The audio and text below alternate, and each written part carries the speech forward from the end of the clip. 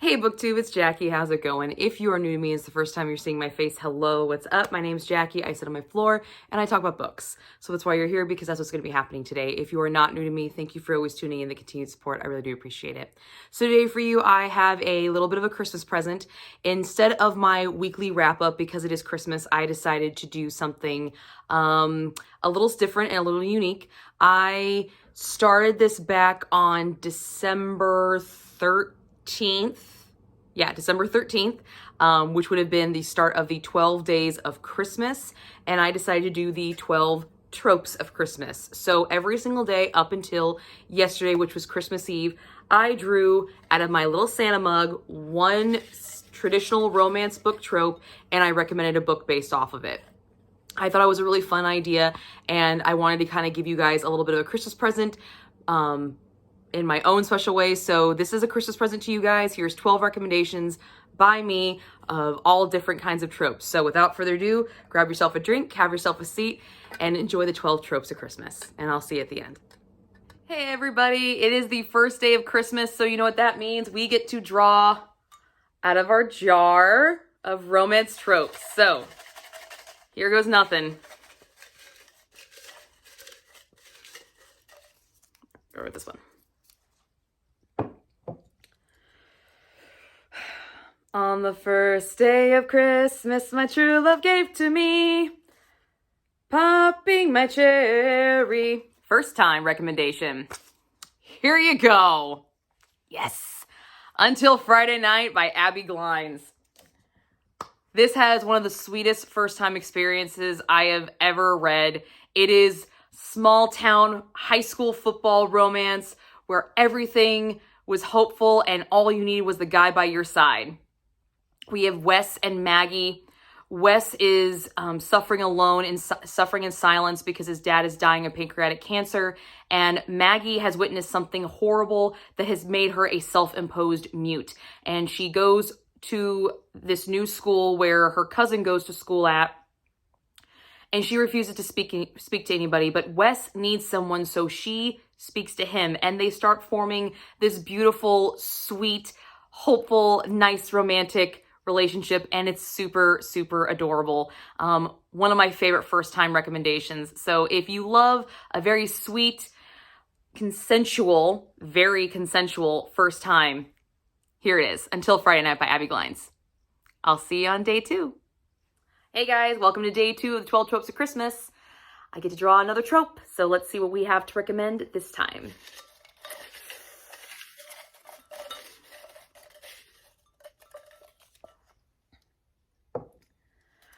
On the second day of Christmas, my true love gave to me friends to lovers.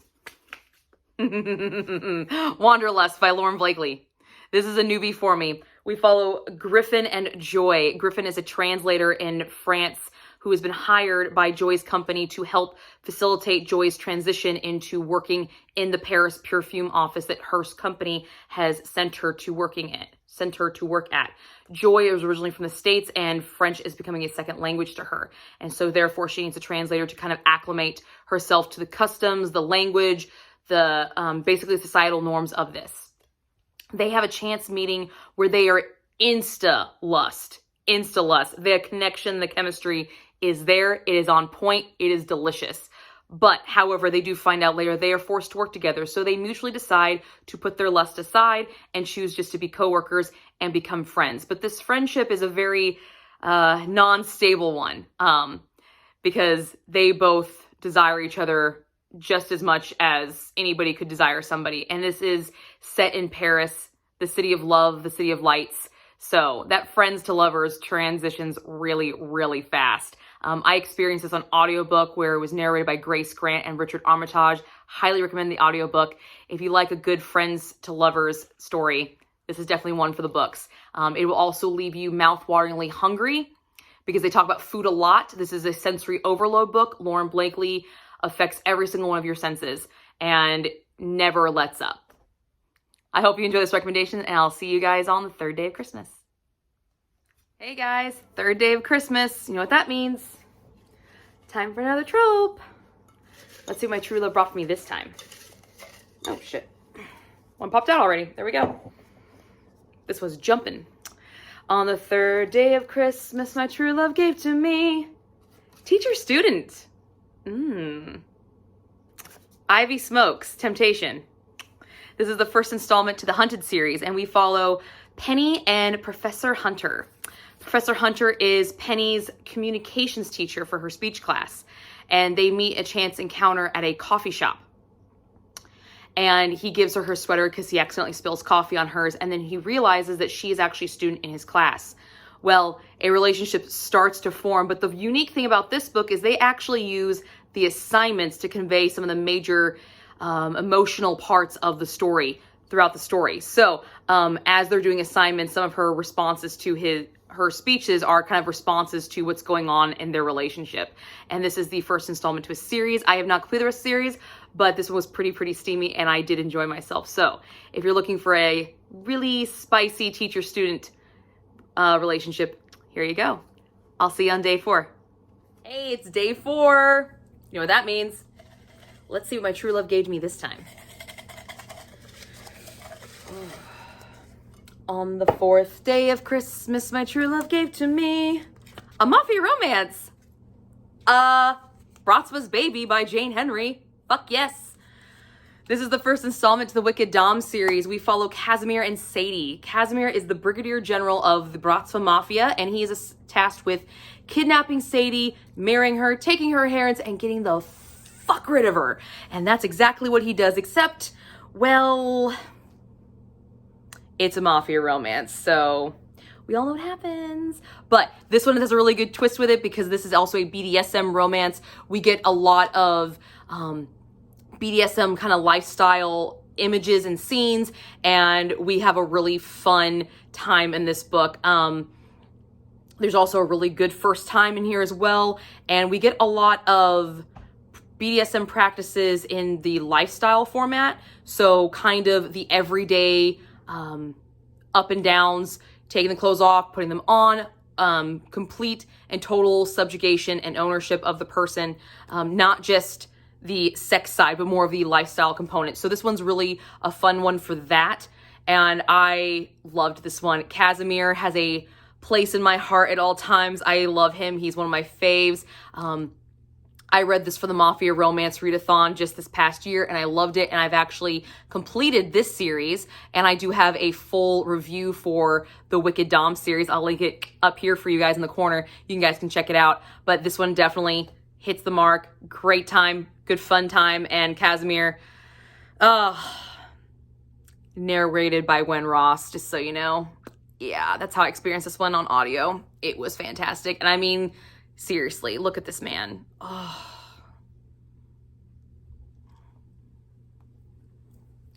Yeah.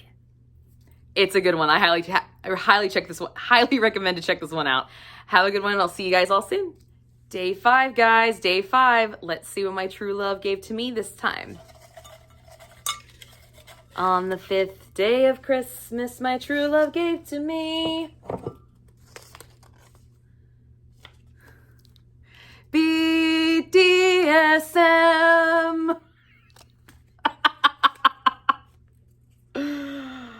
Well then.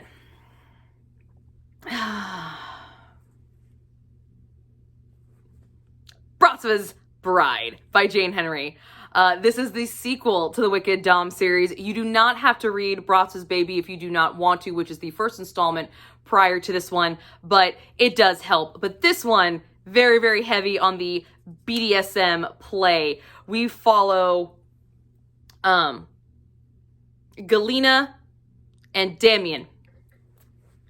Damien is now the head of the Brotzwa Mafia, and Galina's sister is actually in a mental institution and hacks into their software, and Damien just like, fuck that. So he goes to kidnap her, but Galina has realized that her sister has done this, so she trades places with her because she is an identical twin, and so he takes her instead and puts her through the ringer. We see so much BDSM action in this. We see really heavy on the sadomasochism side of BDSM. We see a lot of toys. We see a lot of implementation.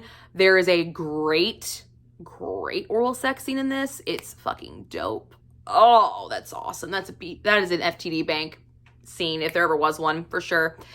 We also get, I mean, this one brings out a simian, and if you bring out a simian, it's a fucking party, all right? It is. This one's great for a good BDSM tale if you are looking for a book that will show practices of BDSM in the actual sexual act. So we are talking not just lifestyle, but actual sexual practices and toy implementations and things of that nature. So highly, highly recommend this one. I did a full series review of the Wicked Dom series, and I will link it up here for you guys. So it's actually already been linked up here at one point in time because I recommended Bratzva's Baby earlier. So I hope you guys check this one out. Hey guys. And I will see you guys. Today is day 6, so let's see what my true love brought for me.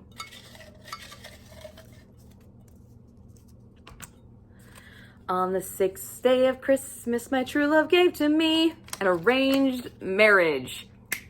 Brutal Prince by Sophie Lark. This is the story of Callum and Aida. They are of rival mafia clans, and Aida crashes a party and accidentally sets his house's library on fire.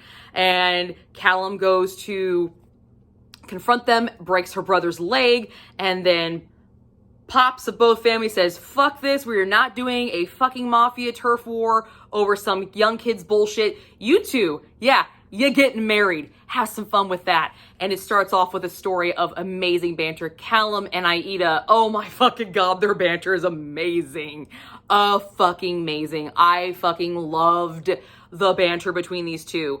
And this arranged marriage concept, I mean, it is just back and forth, but it's so dark and twisted banter that it's funny.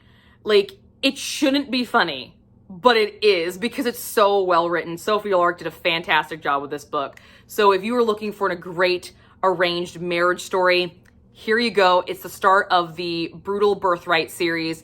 This is Brutal Prince by Sophie Lark. I read it this past year. It was 5 stars. It was fucking fantastic. Highly recommend this one. Definitely go check this one out if you're looking for a good arranged marriage. I'll see you guys soon. Hey guys, it is day 7. So let's see what my true love gave to me today.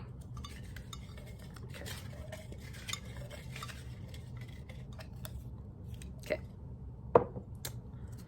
On the 7th day of Christmas, my true love gave to me Forks Proximity. That rhymed. Force Proximity. K. Bromberg's facing it. Bromberg? Yeah. K. Bromberg's faking it. We follow Zane and Harlow. Zane is a CEO of a dating app. He's launching this dating app, one kind of like an eHarmony sort of app. And Harlow is I believe she's like a model. She does modeling, and she goes in for a modeling job interview and is mistaken as a dog walker. And Zane just kind of leaves his dog with her. And she doesn't walk his dog because it's not her job. And so Zane comes after her and finds out that he's completely mistaken, but, you know, impression's already made. She thinks he's a dick. He thinks she's hot as fuck, but kind of a bitch. So, you know, they go their separate ways. Turns out he does have kind of a soft spot. He feels bad because he did cause her to lose this job interview because she was late. So he goes to make amends and offers her a chance to come to his launch party for his dating website thing. And maybe she can meet people. And she takes it upon herself to really utilize this opportunity because his money man, his supporter, is holding back just a little bit to completely jump on board with Zane's proposal of this dating launch app. And she says that she's already won the position and she's a spokesperson. And Zane, instead of calling her on her shit, says, well, guess what? She's the love of my life. And she was my test, and this is how this works. And then they have to go on tour to promote this thing, and they get stuck in a little tour bus with a single bed. And it is chaos after that. The banter between these two is fucking phenomenal. I had a great time with this one. I believe I gave this one 5 stars, and it coined a new favorite phrase of mine. FTD, Great Fingers, Tongue, and Dick. I actually have it now in FTD Bank because of this book. So yes, that was fantastic. Realistic sex scenes. A lot of that idea behind when you have sex with somebody for the first time, you're kind of figuring them out. You really know what's going on. Yeah, that happens, and you're kind of like, where's my arm go? Where's my leg go? I don't know what you're doing. I don't know how to read your body. A lot of those kind of sex scenes gives a lot of realistic expectations to them. So I really, really enjoy this one. I highly recommend this. I listened to an audio and I had a great fucking time with it. So if you check this one out, definitely let me know. And I'll see you on day 8. Okay, guys, it is day 8. Day 8. So close. Let's see what my true love brought for me.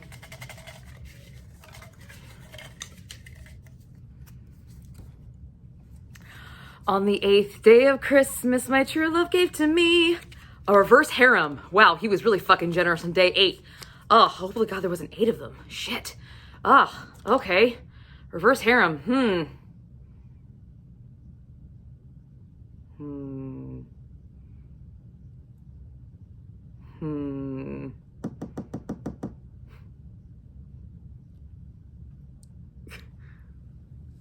Here you go. This is Rebellion by Siobhan Davis. This is the first installment to the Sainthood Boys of Lowell High, a dark high school romance. We follow Harlow and her harem of saints. And goddamn, this thing is a ride. Harlow's a little bit of a pill to swallow in this installment, but the men, Galen, Kaz, Theo, and Saintly. Saintly's my favorite, just so we're all aware. Harlow's father has passed away, and in a drunken anger, she goes to find her boyfriend and catches her boyfriend fucking around on her. So she's like, fuck you, I'm gonna one-up you. And as she's leaving the party, she dodges into this doorway. And there happens to be the Sainthood, the junior chapter, the Sainthood actually. And they offer their assistance for a payment. And the payment is, well, all of them. And there is a fantastic group scene. Oh my God, I know where everybody's legs are. I know where everybody's arms are. I know where everybody's mouth is. I know where all extenuating appendages are and what holes they're penetrating. And I fucking loved it. Love that scene. This book I recommend based off because of the guys. I love the guys in this book. Not a huge fan of the heroine. She does get more tolerable as the series goes through because this is the first installment to a trilogy. But oh my God, the men, they are so alpha. They are so dominant. They are so fuck you. Oh. Kind of jealous of Harlow. Kind of jealous of her, just a little bit, because she has all these gorgeous tattooed alpha men just eating out of the palm of her hand. At least she thinks she does. She thinks she's on top all the time, but she's really not, because these guys one-up her all the fucking time, which I'm okay with because I don't mind being put in my place every once in a while by a guy who can do it. And Saint, he can do it any day of the week. So definitely recommend this one if you like reverse harems, but if you're more partial to the guys. I am not a big fan of the heroine, but the guys do make up for it.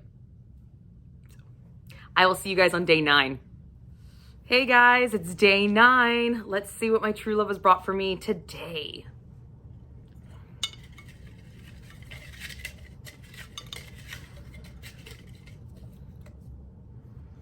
Okay. On the 9th day of Christmas, my true love gave to me enemies to lovers. Ooh. Enemies to lovers. What enemy do I want to recommend to you guys? This one? This is Lifebloods by Mara Ray. We have Makai and Cosette. Cosette is a lifeblood witch in a coven of hybrid witches, and Makai is a warlock in his, trying to find his clan, I believe, is what they're looking for. And the clan that he is working with at the time is actually the enemy of the coven that Cosette is in. And in an arranged kidnapping, Cosette is kidnapped and left to Makai's devices because he is their resident executioner by trade, but sadist by choice. And Cosette is left to his devices to get some answers about her coven. But in a accidental transference of blood, they realize that they are fated mates. But this book does not rely on the fated mate trope to really build this romance. This enemies to lovers beginning still fuels even once they realize they're fated mates. There just becomes more of this protection level because Makai still does some twisted, dark things to get Cosette to come out of her shell, to give what he needs. But he gives her back really the strength and power that she's always known she has. And Makai, he is so dominant. Oh my God, there are some scenes in here that will leave you dripping wet.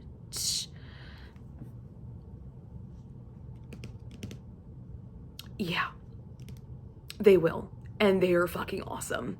This is the first installment to the Immortal Coven series by Amara Ray.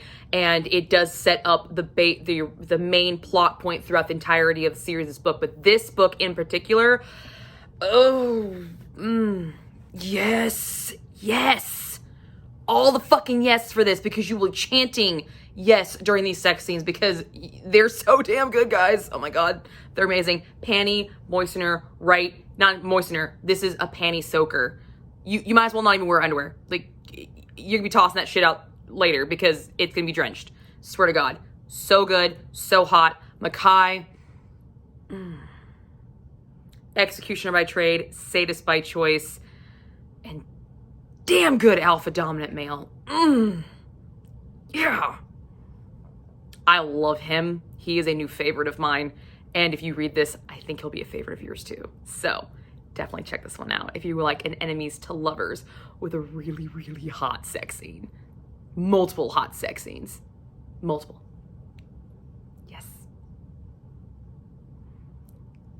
See you guys in day 10.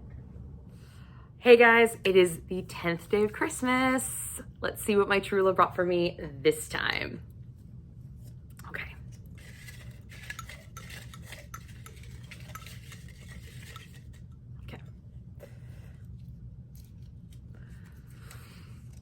On the 10th day of Christmas, my true love gave to me an age gap. Fuck yes! Property of Mountain Man by Gemma Weir. Yes. Property of Mountain Man by Gemma Weir, first installment in the Montana Mountain Man series. We feature Bo and Bonnie, a 22-year age gap. Bonnie fell in love with Bo when she was 13. 13!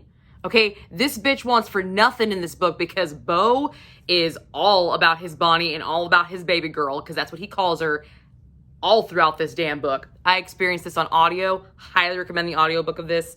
Fan-fucking-tastic. Oh my God. Bo is a 0 to 100 alpha hole, straight up in your face. No time, no space. We have a fight, you are touching me, we're working this shit out, and then we are loving on you. And he loves everything about Bonnie. Bonnie works in a coffee shop that Bo frequents every single day, and all he said to her for the first year is, I like a bear claw and a coffee. Like, that's literally all he says to her for an entire year. And then one day, an out-of-towner hits on Bonnie and something snaps. And Bo's like, no. No. No, no, no, no, no, no, no. It's not happening. It's not happening. You're mine. You're mine. You're my property. You don't look at anybody else. You don't smile at anybody else. Because if you smile, I'm going to show up from my work, take you to the back queue, all because you smile at somebody. You mine. You're mine. And Bonnie, bitch, I love Bo. I love him. I'm so jealous of Bonnie. I'm so jealous of Bonnie. I want to be Bo's baby girl so damn bad. I love this one. I highly recommend this one. This is the first installment of the series, and there are currently 6 installments out. The 7th one comes out in 2023, and it follows each of the 7 Barnett brothers because Bo is the eldest of 7. So we have 7 of these alpha men with age gaps. Yes. They mentioned the age gap is 22 years. If you like age gaps, you like very large age gaps, you like alpha holes, you like 0 to 100, super clingy, in your face, super possessive, super dominant, but yet super, super giving, super, super loving to their lady of choice, their baby girl. Bo's the guy for you. So I hope you enjoy this recommendation and let me know if you pick it up. And I will see you on day 11. All right, guys, it is day 11. Let's see what my true love gave to me this time.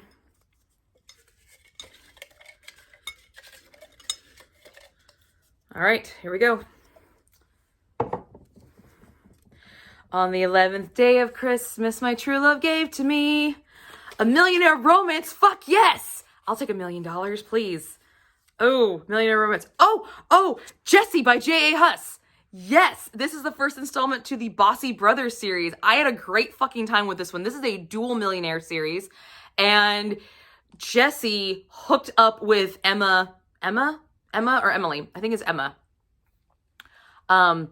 Back when they were younger and broke her heart. And instead of, going off the deep end and going crazy, she takes this heartbreak and turns it into this multi-million-dollar business that she finds with 3 other women that were used by Jessie during his kind of Playboy days.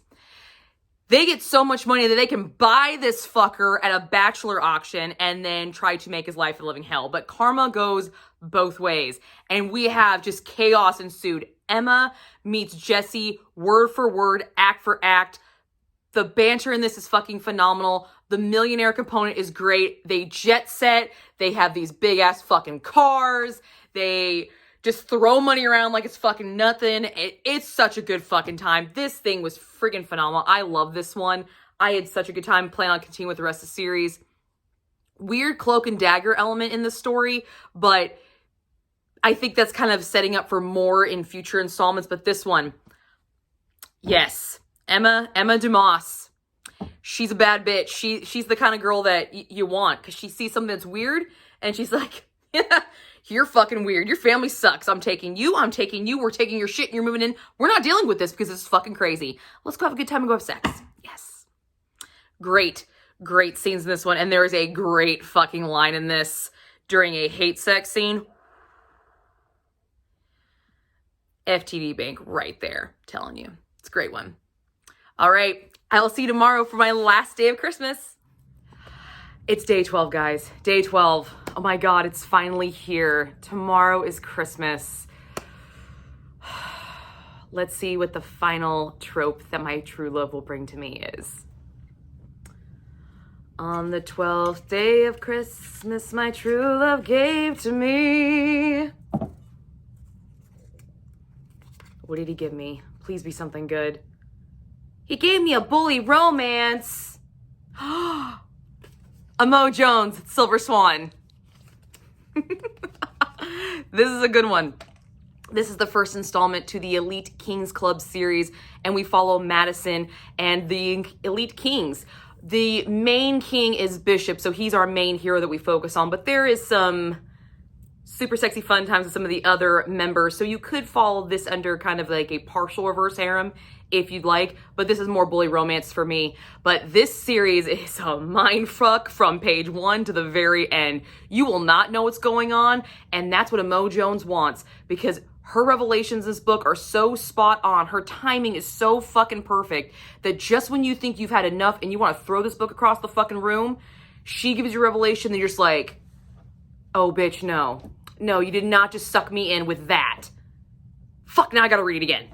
And you keep reading and you keep reading, and it's just this balancing act of revelations and reveals and emotions. But Madison and Bishop is such a dick to Madison. Oh my God, with the riddles and the little, not even pranks, just the scenarios he puts her in. Insane. And Madison just every fucking time comes back swinging. This is fan-fucking-tastic. I have not finish the rest of the series, but it's definitely on my list to finish in 2023. And I love this one. I had such a good time with this one. I needed therapy, Jesus, and a fucking cigarette after this book. And I believe you will too, but it is one hell of a fucking ride. It is a good fucking time. I highly recommend this one. This is a great way to end the 12 tropes of Christmas. So I hope you guys enjoyed this. And if you check this one out, let me know, because Mo Jones, queen that she is, will mind fuck you till the nth degree, and you will be loving every single fucking second of it. I'll see you guys all later. Bye. Welcome back, guys. I hope you enjoyed that. That was just something that I thought was kind of unique and kind of a fun, different twist on the 12 Days of Christmas. And now you have 12 recommendations to look forward to. I hope you guys will take some of these recommendations and try them this upcoming year. And if you do, please let me know. I would love to know which ones you picked out. But that's all I've got for you guys today. I am going to go celebrate Christmas with my family. So, Merry Christmas from my shelf to yours. I love you guys.